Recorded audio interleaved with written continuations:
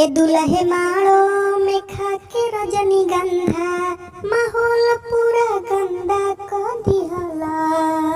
दुल्हे माड़ो में खाके रजनीगंधा माहौल पूरा गंदा कर दिहला। कहलत कि पान बीड़ी गुटका न छुएनी, कहलत कि पान बीड़ी गुटका न छुएनी, गुटका न छुएनी जी, गुटका न छुएनी।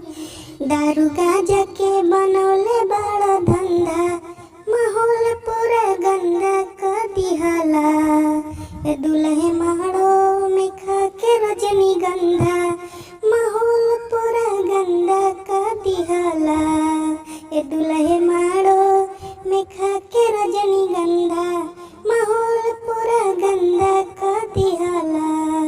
जुल्फी कटा के बनल बड़ा हीरो, जुल्फी कटा के बनल बड़ा हीरो। मोछिया छील के हो गईल मोछी मुंडा माहौल पूरा गंदा कर दिहला। ए दुल्हे माड़ो में खाके रजनीगंधा माहौल पूरा गंदा कर दिहला। नमस्कार दोस्तों, ये मेरा गाना बहुत ही अच्छा था।